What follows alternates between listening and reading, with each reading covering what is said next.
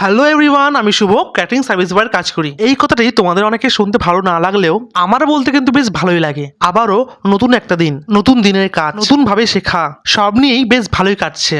তিয়ানের শুভ অন্নপ্রাশনে আজকে আমাদের কাজের গন্তব্যস্থল ব্যান্ডেল পিপলপাতি মোড় রূপলাগি লজ। উন্নত প্রযুক্তিবিদ্যা ও আধুনিকতার ছোঁয়ায় মানুষজন বিভিন্ন অনুষ্ঠানে শালপাতা বা কলাপাতা ব্যবহার ভুলেই গেছে, কিন্তু এরই মধ্যে এমন অনেক ভোজন রসিক মানুষ আছেন যারা খাঁটি বাঙালিয়ানার স্বাদ ও পরম্পরার ছোঁয়া ধরে রেখেছেন। পুরনো রান্নার রন্ধনশৈলী আধুনিকতার স্বাদের মেলবন্ধনে খাবারের স্বাদ এখন দ্বিগুণ। আজকের কাজের উদাহরণে ঠিক এই কথাটাই বলা যেতে পারে, কেননা আজকের রান্নাবান্না ও পরিবেশনে রয়েছে বাঙালিয়ানার ছোঁয়া ও আধুনিকতার স্বাদ, যেন একে অপরের পরিপূরক, একটা ছাড়া একটা চলেই না।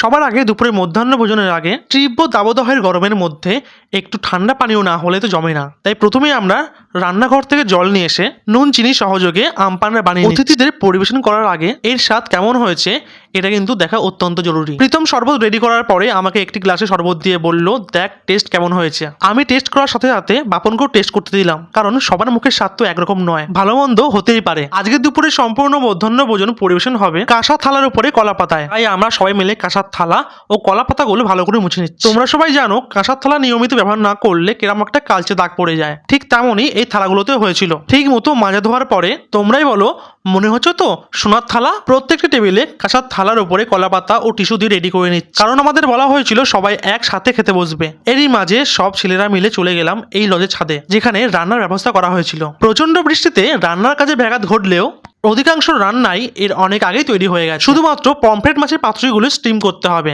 সার্ভিসিং এর সব ছেলেরা হাতে হাত লাগিয়ে সমস্ত খাবার আমরা নিচে নিয়ে গেলাম, মানে খাবারের স্টোর রুমে। এই বৃষ্টির মধ্যে কাজ করার অনুভূতিটা বেশ ভালোই লাগছিল। দেখতে দেখতে এই ভালো লাগা কাটিয়ে আমাদের প্রথম খাবারের ব্যাচ স্টার্ট হয়। আজকের আমাদের সার্ভিসের কাজে ড্রেস কোড ছিল yellow safe coat and black apron. আজকে দুপুরে মধ্যাহ্ন ভোজনে কি কি মুখরোচক আইটেম ছিল তোমরা একবার মেনু করে দেখে নাও। প্রথমেই ছিল বেকড ফেটকি, green salad, steam rice, veg dal, আলুর চিপস, পটল চিংড়ি, পমফ্রেট মাছের পাতুরি ও দই কাতলা, চাটনি, পাঁপড়, বেগ রসগোল্লা, ফিরনি, সন্দেশ, আইসক্রিম, পান। আজকের অনুষ্ঠানে এতগুলো আইটেমের মধ্যে আমার সব থেকে বেস্ট লেগেছিল এই সর্ষে পোস্ত দেওয়া পমফ্রেট মাছের পাতুরি, বেশ লোভনীয় লাগছে। আর সব শেষে ডিজার্টের দিক থেকে আমার কাছে ফিরনিটাই বেস্ট লেগেছিল। আজকের মিনি ব্লগটা এইটুকুই। আর তোমরা যারা এখনো ফলো করোনি প্লিজ একটু আমাকে ফলো করে দিও।